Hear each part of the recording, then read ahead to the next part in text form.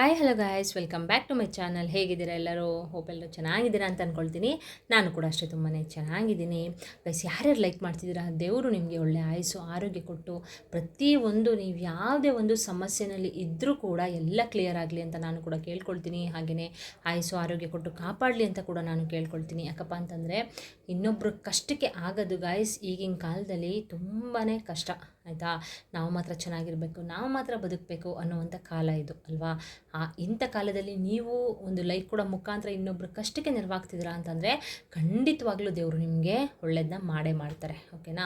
ಒಂದು ನಂಬಿಕೆ ಇಟ್ಟು ಯಾವುದೇ ಒಂದು ರೆಮಿಡಿನ ಮಾಡ್ಕೊಳ್ಳಿ, ಒಂದು ನಂಬಿಕೆ ಇಟ್ಟು ರೆಮಿಡಿಗಳನ್ನ ಮಾಡ್ಕೊಳ್ಳಿ. ಓಕೆನಾ. ಹಾಗೆಯೇ ಹೊಸದಾಗಿ ನನ್ನ ಚಾನಲ್ ನೋಡ್ತಾ ಇರೋರು ಕೇಳ್ಬೋದು, ಯಾವ ರೀತಿ ಮೇಡಮ್ ಒಂದು ಲೈಕ್ ಕೊಡೋದ್ರಿಂದ ಇನ್ನೊಬ್ಬರು ಕಷ್ಟಕ್ಕೆ ನೆರವಾಗ್ತೀವಿ ಅಂತ ಕೇಳಬಹುದು. ಅಂದರೆ ಗಾಯ್ಸ್, ನಿಮ್ಮ ಒಂದು ಲೈಕಿಂದ ವಿಡಿಯೋ ಅನ್ನೋದು ಆದಷ್ಟು ಲೀಕ್ ಆಗುತ್ತೆ. ಓಕೆನಾ. ಅಂದರೆ ನಿಜವಾಗ್ಲೂ ನಾನು ಲೈಕ್ಸ್ಗಾಗಲಿ ವ್ಯೂಸ್ಗಾಗಲಿ ಕಮೆಂಟ್ಸ್ಗಾಗಲಿ ನಾನು ನಿಮಗೆ ರಿಕ್ವೆಸ್ಟ್ ಮಾಡ್ತಾಯಿಲ್ಲ ಲೈಕ್ ಮಾಡಿ ಅಂತ. ಇನ್ನೊಬ್ರು ಕಷ್ಟಕ್ಕೆ ಅಂತಂದರೆ ನೀವು ಒಂದು ಲೈಕ್ ಕೊಟ್ಟಷ್ಟು ವಿಡಿಯೋನದು ಲೀಕ್ ಆಗುತ್ತೆ. ನಿಮ್ಮ ಥರ ಕಷ್ಟದಲ್ಲಿರೋರು ತುಂಬ ಜನ ಇರ್ತಾರೆ ಅಲ್ವಾ. ಅವ್ರಿಗೆಲ್ಲ ಏನೋ ಒಂದು ನಮ್ಮ ಕಡೆಯಿಂದ ಒಂದು ಹೆಲ್ಪ್ ಆದರೆ ಭಗವಂತ ನಮಗೂ ಕೂಡ ಒಳ್ಳೇದು ಮಾಡ್ತಾನೆ ಅನ್ನೋದು ನನ್ನ ನಂಬಿಕೆ. ಓಕೆನಾ. ಸೊ ಅದಕ್ಕೆ ಆದಷ್ಟು ಲೈಕ್ ಮಾಡಿ, ಒಂದು ರಿಕ್ವೆಸ್ಟ್ ಅಂತ ಅಂದ್ಕೊಳ್ಳಿ. ಓಕೆನಾ. ನನ್ನ ಕಡೆಯಿಂದ ಒಂದು ರಿಕ್ವೆಸ್ಟು, ದಯವಿಟ್ಟು ಲೈಕ್ ಮಾಡಿ. ಹಾಗೆಯೇ ಹೊಸದಾಗಿ ನನ್ನ ಚಾನಲ್ ನೋಡ್ತಾ ಇರೋರು ದಯವಿಟ್ಟು ಸಬ್ಸ್ಕ್ರೈಬ್ ಮಾಡಿಕೊಂಡು ಸಪೋರ್ಟ್ ಮಾಡಿ.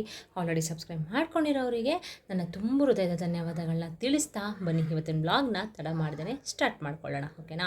ಗೈಸ್, ತುಂಬ ಜನ ಕಮೆಂಟ್ಸ್ ಮಾಡ್ತಾ ಇದ್ದೀರಾ, ನಮಗೂ ತುಂಬಾ ಒಳ್ಳೇದಾಗ್ತಿದೆ ಮೇಡಮ್, ನಿಮ್ಮ ರೆಮಿಡಿನ ಮಾಡ್ತಾ ಇದ್ದೀವಿ, ಒಳ್ಳೇದಾಗ್ತಿದೆ ನಮಗೆ ಅಂತ ಕಮೆಂಟ್ಸ್ ಮಾಡ್ತಿದ್ದೀರಾ. ಯಾರ್ಯಾರು ಕಮೆಂಟ್ ಮಾಡ್ತಿದ್ದಾರೆ ಎಲ್ಲರಿಗೂ ಕೂಡ ನನ್ನ ತುಂಬ ಹೃದಯದ ಧನ್ಯವಾದಗಳನ್ನ ತಿಳಿಸ್ತೀನಿ. ಓಕೆನಾ. ಹಾಗೆಯೇ ನೀವು ಯಾವ್ಯಾವ ರೀತಿ ವೀಡಿಯೋಸ್ ಬೇಕು ಎಲ್ಲನೂ ಕೂಡ ಅಂತ ನೀವು ಕಮೆಂಟ್ ಮಾಡಿದ್ದೀರಾ. ಅದರದ್ದು ನಾನು ಎಲ್ಲ ವೀಡಿಯೋಸ್ನೂ ಕೂಡ ಮಾಡಿ ಹಾಕ್ತಾಯಿದ್ದೀನಿ. ಓಕೆನಾ. ಒಂದು ನಂಬಿಕೆ ಇಟ್ಟು ಮಾಡ್ಕೊಳ್ಳಿ, ನಿಜವಾಗ್ಲೂ ತುಂಬಾ ಒಳ್ಳೆಯದಾಗುತ್ತೆ. ಹಾಗೆಯೇ ಒಂದು ಸಬ್ಸ್ಕ್ರೈಬ್ ಮಾಡ್ಕೊಳ್ಳೋಕ್ಕಾಗಲಿ, ಇಲ್ಲ ಲೈಕ್ ಕೊಡೋಕ್ಕಾಗಲಿ ಕಾಸು ಕೊಡಬೇಕಾ? ಇಲ್ಲ ಅಲ್ವಾ ಗೈಸ್. ದಯವಿಟ್ಟು ಸಬ್ಸ್ಕ್ರೈಬ್ ಮಾಡ್ಕೊಂಡು ಸಪೋರ್ಟ್ ಮಾಡಿ. ಹಾಗೆಯೇ ಬನ್ನಿ ಇವತ್ತು ತಡ ಮಾಡ್ದೇ ಇವತ್ತು ಯಾವ ರೆಮಿಡಿನ ನಾನು ನಿಮಗೆ ತಿಳಿಸ್ಕೊಡ್ತೀನಿ. ಹಾಗೆಯೇ ಈ ರೆಮಿಡಿಯಿಂದ ನಿಮಗೆ ಏನು ಯೂಸಸ್ಸು, ಹಾಗೆಯೇ ಯಾವ ವಾರ ಮಾಡ್ಕೋಬೇಕು, ಯಾವ ಟೈಮಲ್ಲಿ ಮಾಡ್ಕೊಳ್ಬೇಕು, ಎಲ್ಲನೂ ಕೂಡ ಪ್ರತಿಯೊಂದನ್ನು ಕೂಡ ನಾನು ಡೀಟೇಲಾಗಿ ತಿಳಿಸ್ಕೊಡ್ತೀನಿ. ದಯವಿಟ್ಟು ಎಲ್ಲೂ ಸ್ಕಿಪ್ ಮಾಡಬೇಡಿ. ಓಕೆನಾ. ಸ್ಕಿಪ್ ಮಾಡಿದ್ರೆ ನಿಮಗೇನು ಗೊತ್ತಾಗೋದಿಲ್ಲ. ನಾನು ನಿಮ್ಮ ಮಧ್ಯೆ ಯಾವುದಾದ್ರೂ ಒಂದು ಇಂಪಾರ್ಟೆಂಟ್ ವಿಷಯ ಹೇಳಿರ್ತೀನಿ, ಅದು ಕೂಡ ನಿಮಗೆ ಗೊತ್ತಾಗಲ್ಲ. ಅದಕ್ಕೆ ಹೇಳ್ತಾ ಇರೋದು, ದಯವಿಟ್ಟು ಸ್ಕಿಪ್ ಅಂತೂ ಮಾಡೋಕ್ಕಂತೂ ಹೋಗಬೇಡಿ. ಗೈಸ್, ಈ ಒಂದು ರೆಮಿಡಿಯಿಂದ ನಿಮಗೆ ಅತಿಯಾಗಿ ಮನೆಯಲ್ಲಿ ಹಣದ ಸಮಸ್ಯೆ ಏನಾದರೂ ಕಾಡ್ತಾ ಇದ್ದರೆ, ಓಕೆನಾ, ಕಷ್ಟಪಟ್ಟು ದುಡಿತೀರಾ ಬೆಳಗ್ಗೆಯಿಂದ ಸಂಜೆವರೆಗೂ, ಅಂದರೂ ನಿಮಗೆ ₹1 ಮನೆಯಲ್ಲಿ ನಿಲ್ತಾ ಇಲ್ಲ. ಓಕೆನಾ. ಅಂದರೆ ಪೋಲಾಗಿ ಹಣ ಅನ್ನೋದು ಖರ್ಚಾಗ್ತಾಯಿದೆ, ಹಣ ಅನ್ನೋದು ಎಲ್ಲಿ ಹೋಗ್ತಿದೆ ಅನ್ನೋದೇ ಗೊತ್ತಾಗ್ತಾ ಇಲ್ಲ ಅಂತ ಅನ್ನೋರಿಗೆ ಈ ಒಂದು ರೆಮಿಡಿ ಅದ್ಭುತವಾಗಿ ಕೆಲಸನ ಮಾಡುತ್ತೆ. ಓಕೆನಾ. ಹಾಗೆಯೇ ತುಂಬ ಸಾಲಗಳನ್ನ ಮಾಡ್ಕೊಬಿಟ್ಟಿರ್ತೀರ, ಆಯಿತಾ. ಕಷ್ಟ ಅನ್ನೋದು ಮನುಷ್ಯಂಗೆ ಬರೆದ್ರೆ ಮರಕ್ಕೆ ಬರುತ್ತೆ ಗಾಯ್ಸ್, ಇಲ್ಲ ಅಲ್ವಾ. ಸೊ ಕಷ್ಟ ಅಂತ ದೇವರು ಕೊಟ್ಟಮೇಲೆ ಅದಕ್ಕೆ ಕೆಲವೊಂದು ಪರಿಹಾರಗಳನ್ನು ಕೂಡ ತಿಳಿಸ್ಕೊಟ್ಟಿರ್ತಾನೆ. ಒಂದು ಪರಿಹಾರ ಶಾಸ್ತ್ರ ಆಗಿರಬಹುದು, ಸಿದ್ಧಿಶಾಸ್ತ್ರ ಆಗಿರಬಹುದು, ರಹಸ್ಯಶಾಸ್ತ್ರ ಆಗಿರಬಹುದು. ಇದರಲ್ಲಿ ಮನುಷ್ಯನ ಏಳಿಗೆಗೆ ಅಂತಲೇ ತಿಳಿಸ್ಕೊಟ್ಟಿರ್ತಾರೆ. ಅದನ್ನು ನಾವು ಒಂದು ನಂಬಿಕೆ ಇಟ್ಟು ಶ್ರದ್ಧಾ ಭಕ್ತಿಯಿಂದ ಮಾಡ್ಕೊಳ್ಳೋದ್ರಿಂದ ಖಂಡಿತವಾಗ್ಲೂ ನಮ್ಮ ಸಮಸ್ಯೆಗಳು ಕ್ಲಿಯರ್ ಆಗೋದಂತೂ 100ಗೆ 200% ಗ್ಯಾರಂಟಿ. ಓಕೆನಾ. ಯಾಕಂದರೆ ನಾನು ತುಂಬ ರೆಮಿಡೀಸ್ನ ಮಾಡಿದ್ದೀನಿ. ನನಗೆ ಎಲ್ಲದರಲ್ಲೂ ಕೂಡ ಅಂದರೆ ಗಾಯ್ಸ್, ನನ್ನ ಚಾನಲಲ್ಲಿ ಬಂದು ನಾನು ಬೇರೆ ಅವ್ರು ಹೇಳ್ತಾರೆ ಇವ್ರು ಹೇಳ್ತಾರೆ ಅಂತ ನಾನು ವಿಡಿಯೋ ಮಾಡಿ ಹಾಕೋದಿಲ್ಲ. ಓಕೆನಾ. ಅಂದರೆ ಒಂದು ಸಲ ನಾನು ಅದನ್ನು ಎಕ್ಸ್ಪರಿಮೆಂಟ್ ಮಾಡ್ತೀನಿ. ಫಸ್ಟ್ ಅದ್ರ ಬಗ್ಗೆ ತಿಳ್ಕೊಂಡು ಎಕ್ಸ್ಪರಿಮೆಂಟ್ ಮಾಡ್ತೀನಿ. ಎಕ್ಸ್ಪೀರಿಯೆನ್ಸ್ನ ತೊಗೊಂಡು ಓಕೆ ಫೈನ್, ನನಗೆ ಒಂದು ಗುಡ್ ರಿಸಲ್ಟ್ ಸಿಕ್ತು ಅಂದರೆ ಮಾತ್ರ ನಾನು ನಿಮಗೆ ಶೇರ್ ಮಾಡುವಂಥದ್ದು. ಸುಮ್ಮನೆ ಅವ್ರು ಹೇಳ್ತಾರೆ ಇವ್ರು ಹೇಳ್ತಾರೆ ಅಂತ ವಿಡಿಯೋ ಮಾಡಿ ಹಾಕೋದಿಲ್ಲ. ಯಾಕಂದರೆ ನೀವು ರೆಮಿಡಿನ ಮಾಡ್ತೀರಾ, ನಿಮಗೆ ಸಕ್ಸಸ್ಫುಲ್ ಆಗಲಿಲ್ಲ ಅಂದರೆ ನೀವು ನನ್ನ ಬೈಕೊಳ್ಬಾರ್ದು ಅಲ್ವಾ. ಅದಕ್ಕೆ ಹೇಳ್ತಾ ಇರೋದು. ಆದಷ್ಟು ತುಂಬ ಜನ ಕಮೆಂಟ್ಸ್ ಮಾಡ್ತಿದ್ದೀರಾ ಒಳ್ಳೆಯದಾಗ್ತಿದೆ ಅಂತ, ತುಂಬ ಥ್ಯಾಂಕ್ಸ್ ಅಂತ ಹೇಳಲಿಕ್ಕೆ ಇಷ್ಟಪಡ್ತೀನಿ.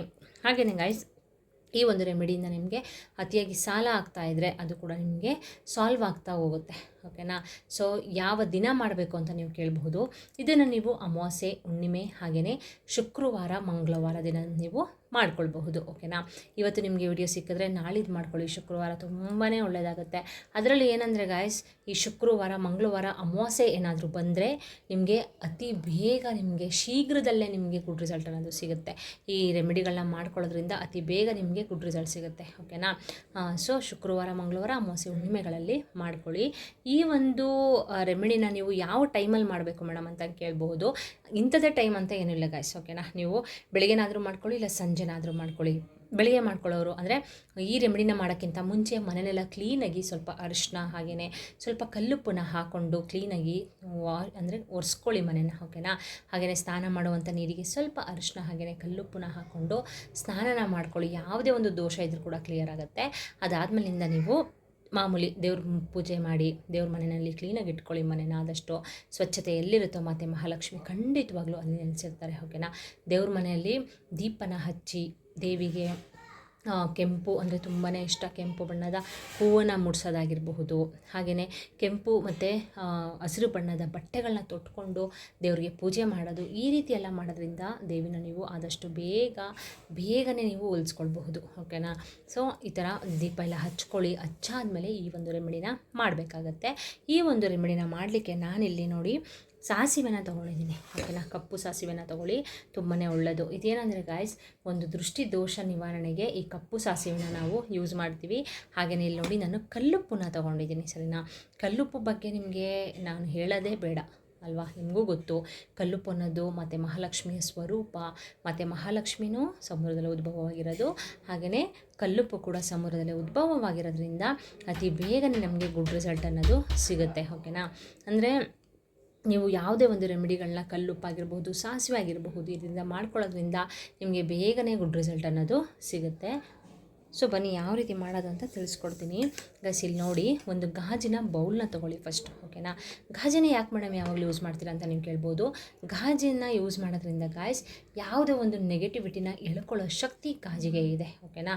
ಸೊ ಅದಕ್ಕೆ ನಾನು ಯಾವಾಗಲೂ ನಿಮಗೆ ಗಾಜಲ್ಲೇ ಮಾಡ್ಕೊಳ್ಳಿ ಅಂತ ಹೇಳೋದು. ಒಂದು ಬೌಲು, ಒಂದು ಗ್ಲಾಸ್ ತಂದು ಇಟ್ಕೊಂಬಿಟ್ರೆ ಗಾಯ್ಸ್ ನೀವು ಸುಮಾರು ರೆಮಿಡಿಗಳನ್ನ ನೀವು ಮಾಡ್ಕೊಳ್ಬಹುದು. ಓಕೆನಾ. ಸೊ ಇಲ್ಲಿ ನೋಡಿ, ಒಂದೇ ಒಂದು ಸ್ಪೂನಷ್ಟು ನಾನಿಲ್ಲಿ ಸಾಸಿವೆನ ಇದರೊಳಗಡೆಗೆ ಹಾಕ್ಕೊಳ್ತಾ ಇದ್ದೀನಿ. ಓಕೆನಾ. ನೋಡಿದ್ರಲ್ವಾ. ಹಾಗೆಯೇ ಇದ್ರ ಜೊತೆಗೆ ಒಂದೇ ಒಂದು ಸ್ಪೂನಷ್ಟು ನಾನು ಇಲ್ಲಿ ಸಾಸಿವೆ ಜೊತೆಗೆ ಕಲ್ಲುಪ್ಪನ್ನು ಕೂಡ ನಾನು ಇಲ್ಲಿ ಸೇರಿಸ್ಕೊಂಡಿದ್ದೀನಿ ನೋಡಿ. ಹಾಗೆಯೇ ಗಾಯ್ಸ್ ನೋಡಿ, ನಾನಿಲ್ಲಿ ಇದ್ರ ಜೊತೆಗೆ ನಾನು 11 ರೂಪಾಯಿ ಕಾಯಿನ್ನ ತೊಗೊಂಡಿದ್ದೀನಿ. ಓಕೆನಾ. ನೀವು 10 ರೂಪಾಯಿದು ಒಂದು ಕಾಯಿನ್, ಇಲ್ಲ 1 ರೂಪಾಯಿಗೆ ಒಂದು ಕಾಯಿನು, 11 ರೂಪಾಯಿ ಟೋಟಲ್ ನಿಮಗೆ 11 ರೂಪಾಯಿ ಆಗಬೇಕು. ಇಲ್ಲ 5 ರೂಪಾಯಿದು 2 ಕಾಯಿನ್ ತೊಗೊಳ್ಳಿ, ಇಲ್ಲ 1 ರೂಪಾಯಿದು ಒಂದು ಕಾಯಿನ್ ತೊಗೊಳ್ಳಿ. ಈ ರೀತಿ ಟೋಟಲ್ ನಿಮಗೆ 11 ರೂಪಾಯಿ ಆಗಬೇಕು. ನೋಡಿ ನಾನಿಲ್ಲಿ 5 ರೂಪಾಯಿದು ಒಂದು ಕಾಯಿನ್ ತೊಗೊಂಡಿದ್ದೀನಿ. ಹಾಗೆಯೇ 2 ರೂಪೀಸ್ದೊಂದು, ಹಾಗೆಯೇ 11 ರೂಪಾಯಿದು 4 ಕಾಯಿನ್ನ ತೊಗೊಂಡಿದ್ದೀನಿ. ಟೋಟಲ್ ಇಲ್ಲಿ 11 ರೂಪೀಸ್ ಆಗುತ್ತೆ. ಓಕೆನಾ. 11 ಆಗಬೇಕು. ಸರಿನಾ. 11 ರೂಪಾಯಿ ಕಾಯಿನ್ನ ನಾನು ಇದ್ರ ಜೊತೆಗೆ ಸೇರಿಸ್ಕೊಳ್ತಾ ಇದ್ದೀನಿ. ನೋಡಿ ಈ ರೀತಿ ಎಲ್ಲ ಸೇರಿಸ್ಕೊಂಡು ಆದಮೇಲೆ ಗಾಯ್ಸ್ ನಾನಿಲ್ಲಿ 2 ಲವಂಗನ ತೊಗೊಂಡಿದ್ದೀನಿ. ಸರಿನಾ. ಮೊಗ್ಗಿರೋದನ್ನ ನೋಡ್ಬಿಟ್ಟು ಕ್ಲೀನಾಗಿ ತೊಗೊಳ್ಳಿ, ಕಟ್ಟಾಗಬಾರ್ದು. ಓಕೆನಾ. ಮೊಗ್ಗಿರೋದು ನೋಡಿಕೊಂಡು ಕ್ಲೀನಾಗಿ ತೊಗೊಳ್ಬೇಕಾಗುತ್ತೆ. ಈ ಲವಂಗ ಅನ್ನೋದು ಹಣನ ಧನಾಭಿವೃದ್ಧಿ, ಮನೆಯಲ್ಲಿ ಹಣನ ಧನಾಭಿವೃದ್ಧಿ ಮಾಡಲಿಕ್ಕೆ ಹೆಲ್ಪ್ ಮಾಡುತ್ತೆ. ಓಕೆನಾ.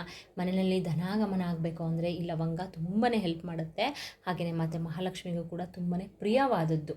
ಹಾಗಾಗಿ ನಾನಿಲ್ಲಿ 2 ಲವಂಗನ ಇದ್ರ ಜೊತೆ ಸೇರಿಸ್ಕೊಳ್ತಾ ಇದ್ದೀನಿ. ಹಾಗೆಯೇ ಇದ್ರ ಜೊತೆಗೆ ನೋಡಿ ಇಲ್ಲಿ ನಾನು ಏಲಕ್ಕಿನ ತೊಗೊಂಡಿದ್ದೀನಿ. ಏಲಕ್ಕಿ ಕ್ಲೀನಾಗಿ ಗ್ರೀನ್ ಕಲರ್ ಇರೋದು ನೋಡಿ ತೊಗೊಳ್ಳಿ. ಯಾಕಂದರೆ ನನ್ನ ಹತ್ರ ಇರಲಿಲ್ಲ, ನನ್ನ ಹತ್ರ ಇದ್ದದ್ದೇ ಇದು. ಸೊ ನಿಮಗೆ ತೋರಿಸೋಣ ಅಂತ ಅಂದ್ಬಿಟ್ಟು ತೊಗೊಂಡೆ ಇದನ್ನು ಅಷ್ಟೇ. 2 ಏಲಕ್ಕಿ ಒಡೆದೋಗಿರಬಾರ್ದು. ಹಾಗೆಯೇ ಕ್ಲೀನಾಗಿ ಗ್ರೀನ್ ಕಲರ್ ಇರೋದನ್ನ ನೋಡ್ಬಿಟ್ಟು ನೀವು ತೊಗೋಬೇಕಾಗುತ್ತೆ. ಹಣನ ಮ್ಯಾಗ್ನೆಟ್ ಥರ ಎಳೆಯೋ ಶಕ್ತಿ ಈ ಏಲಕ್ಕಿಗೆ ಇದೆ. ಓಕೆನಾ. ಸೊ ಅದಕ್ಕೆ 2 ಏಲಕ್ಕಿನ ನಾನಿಲ್ಲಿ ಇದ್ರ ಜೊತೆ ತೊಗೊಂಡಿದ್ದೀನಿ. ಹಾಗೆಯೇ ಗೈಸ್ ಇದ್ರ ಜೊತೆಗೆ ನಾನು ಅರಿಶಿಣದ ಕೊಂಬನ್ನು ನಾನು ತೊಗೊಂಡಿದ್ದೀನಿ. ಸರಿನಾ. ಮತ್ತು ಮಹಾಲಕ್ಷ್ಮಿಗೆ ತುಂಬಾ ಪ್ರಿಯವಾದದ್ದು. ಹಾಗೆಯೇ ಅರಿಶಿಣ ಅನ್ನೋದನ್ನು ನಾವು ನಮ್ಮ ಹಿಂದೂ ಸಂಪ್ರದಾಯದಲ್ಲಿ ನಾವು ಒಂದು ಮಂಗಳಕರವಾದಂತಹ ವಸ್ತು ಅಂತಲೇ ಹೇಳ್ತೀವಿ ಅಲ್ವಾ. ಯಾವುದೇ ಒಂದು ಶುಭಾರಂಭ ಮಾಡಬೇಕಾದ್ರೂ ಕೂಡ ಈ ಅರಿಶಿಣ ಅನ್ನೋದು ತುಂಬಾ ನಮ್ಮ ಪ್ರಾಮುಖ್ಯತೆನ ಕೊಡ್ತೀವಿ. ಮೊದಲನೇ ಪ್ರಾಮುಖ್ಯತೆನ ಕೊಡ್ತೀವಿ ಅರಿಶಿಣಕ್ಕೆ. ಓಕೆನಾ.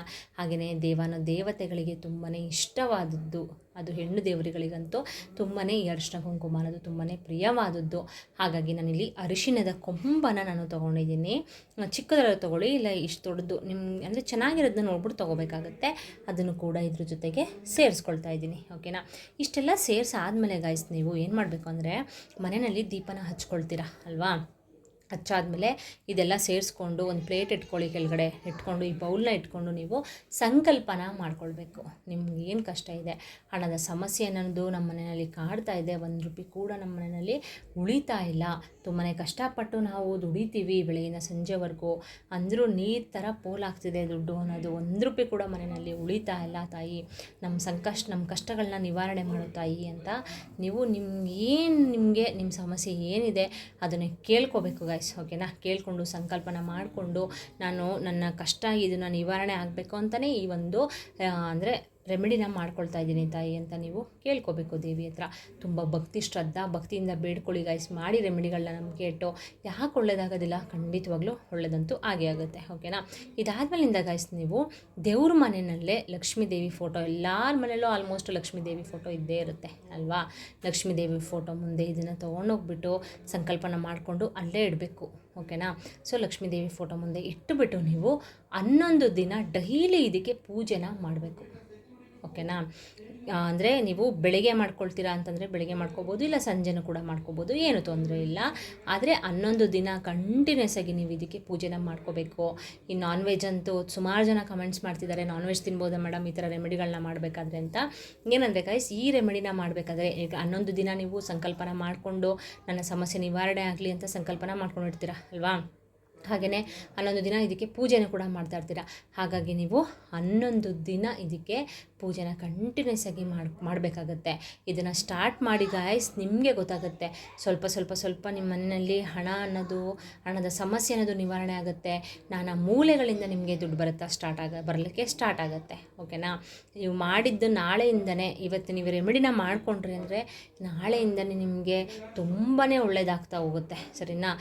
ಅಂದರೆ ನಿಮ್ಮ ಸಮಸ್ಯೆಗಳು ಸ್ವಲ್ಪ ಸುಧಾರಣೆ ಆಗ್ತಾ ಹೋಗುತ್ತೆ. 11 ದಿನದೊಳಗಡೆ ಗೈಸ್ ಖಂಡಿತವಾಗ್ಲೂ ನಿಮ್ಮ ಸಮಸ್ಯೆ ಅನ್ನೋದು ನಿವಾರಣೆ ಆಗೇ ಆಗುತ್ತೆ. ಯಾಕಂದರೆ ನಾನು ಇದನ್ನು ತುಂಬ ವರ್ಷದಿಂದ ಮಾಡ್ತಿದ್ದೀನಿ, ನನಗೆ ಒಂದು ಗುಡ್ ರಿಸಲ್ಟ್ ಸಿಕ್ಕಿದೆ, ಅದಕ್ಕೆ ನಾನು ನಿಮಗೆ ಹೇಳ್ತಾ ಇರೋದು. ಓಕೆನಾ. ಸೊ ಆದಷ್ಟು ನಂಬಿಕೆ ಇಟ್ಟು ಮಾಡ್ಕೊಳ್ಳಿ. ಇದಾದಮೇಲಿಂದ ನೀವು 11 ದಿನ ಆದಮೇಲೆ ಏನು ಮಾಡಬೇಕು ಮೇಡಮ್ ಅಂತ ನೀವು ಕೇಳ್ತೀರಾ ಅಂತ ಗೊತ್ತು ನನಗೆ. 11 ದಿನ ಆದಮೇಲೆ ಗಾಯ್ಸ್ ನೀವು ಈ 11 ರೂಪಾಯಿ ಕಾಯಿನನ್ನು ನೀವು ತೊಗೊಂಡೋಗ್ಬಿಟ್ಟು ಯಾವುದಾದ್ರೂ ಒಂದು ದೇವಸ್ಥಾನಕ್ಕೆ ನೀವು ಹಾಕಬೇಕಾಗತ್ತೆ 11 ರೂಪಾಯಿ ಕಾಯಿನ್ನ. ಇನ್ನು ಮಿಕ್ಕಿದ ಎಲ್ಲನೂ ನೀವು ಕಲ್ಲುಪ್ಪಾಗಿರಬಹುದು, ಸಾಸಿವೆ ಆಗಿರಬಹುದು, ಅರಿಶಿನ ಕೊಂಬು ಮತ್ತು ಲವಂಗ ಏಲಕ್ಕಿ ಎಲ್ಲನೂ ನೀವು ಯಾವುದಾದ್ರೂ ಒಂದು ಗಿಡದ ಹತ್ರ ಹಾಕ್ಬಿಡಿ. ಓಕೆನಾ. ಹಾಕ್ಬಿಟ್ಟು ಗಾಯ್ಸ್ ನೀವು ಇದನ್ನು ಮಾಡ್ಬೋದು. ಈ ಒಂದು ರೆಮಿಡಿನ ಮತ್ತೆ ಮಾಡ್ಕೊಳ್ಬಹುದು. ಆದರೆ ಶುಕ್ರವಾರ ಮಂಗಳವಾರನೇ ಸ್ಟಾರ್ಟ್ ಮಾಡಬೇಕು. ಹಾಗೆಯೇ ಅಮಾವಾಸ್ಯೆ ಹುಣ್ಣಿಮೆನೇ ಸ್ಟಾರ್ಟ್ ಮಾಡಬೇಕಾಗತ್ತೆ. ಓಕೆನಾ. ಇಷ್ಟೇ ಗಾಯ್ಸ್. ಇದನ್ನು ನಂಬಿಕೆ ಇಟ್ಟು ಮಾಡ್ಕೊಳ್ಳಿ. 100ಗೆ 200% ರಿಸಲ್ಟ್ ಸಿಗುತ್ತೆ. ನನ್ನ ಫ್ಯಾಮಿಲಿ ಆಗಿರ್ಬೋದು, ನನ್ನ ಫ್ರೆಂಡ್ ಸರ್ಕಲ್ ಆಗಿರ್ಬೋದು, ಪ್ರತಿಯೊಬ್ಬರು ಕೂಡ ಈ ಒಂದು ರೆಮಿಡಿನ ಮಾಡಿ ಸಕ್ಸಸ್ಫುಲ್ ಆಗಿದ್ದಾರೆ. ಅದಕ್ಕೆ ಹೇಳ್ತಾ ಇರೋದು ನಿಮಗೆ, ನೀವು ಕೂಡ ಮಾಡ್ಕೊಳ್ಳಿ. ನಿಮ್ಮ ಸಕಲ ಸಂಕಷ್ಟಗಳು ಏನೇ ಇದ್ದರೂ ಕೂಡ ಮತ್ತು ಮಹಾಲಕ್ಷ್ಮಿ ಕಳೀಲಿ ಅಂತ ನಾನು ಕೂಡ ಕೇಳ್ಕೊಳ್ತೀನಿ. ಹಾಗೆಯೇ ನಿಮ್ಗೆ ಯಾವ ರೀತಿ ವೀಡಿಯೋಸ್ ಬೇಕಂತ ಅಂದರೆ ಕಮೆಂಟ್ಸ್ ಮಾಡಿ, ಅದನ್ನು ನಾನು ಮಾಡೇ ಮಾಡ್ತೀನಿ. ಓಕೆನಾ. ಏನಾದ್ರು ಡೌಟ್ ಇದ್ದರೆ ಕಮೆಂಟ್ ಮಾಡಿ, ನಾನು ಅದರಲ್ಲಿ ಆನ್ಸರ್ನ ಮಾಡ್ತೀನಿ. ಯಾರ್ಯಾರು ಕಮೆಂಟ್ಸ್ ಮಾಡ್ತಿದ್ದೀರಾ, ಹಾಗೆಯೇ ಈ ವಿಡಿಯೋ ಯಾರ್ಯಾರು ನೋಡ್ತಾ ಇದ್ದೀರಾ, ರೆಮಿಡಿಗಳನ್ನ ಮಾಡ್ಕೊಳ್ತಾ ಇದ್ದೀರಾ, ಎಲ್ಲರಿಗೂ ಕೂಡ ತುಂಬ ಹೃದಯದ ಧನ್ಯವಾದಗಳನ್ನ ತಿಳಿಸ್ತೀನಿ. ಹಾಗೆಯೇ ಮತ್ತು ಮಹಾಲಕ್ಷ್ಮಿ ನಿಮಗೂ ಕೂಡ ಒಳ್ಳೇದು ಮಾಡಲಿ, ನೀವು ಬಯಸಿದ್ದೆಲ್ಲ ಸಿಗಲಿ ಅಂತ ನಾನು ಕೂಡ ಕೇಳ್ಕೊಳ್ತಾ ಇವತ್ತಿನ ವ್ಲಾಗ್ನ ಇಲ್ಲಿಗೆ ಎಂಡ್ ಮಾಡ್ತೀನಿ. ಮತ್ತು ನೆಕ್ಸ್ಟು ಹೊಸ ಇನ್ಫಾರ್ಮೇಷನ್ ವಿಡಿಯೋದೊಂದಿಗೆ ಸಿಗ್ತೀನಿ. ಅಲ್ಲಿವರೆಗೂ bye bye, see you, take care.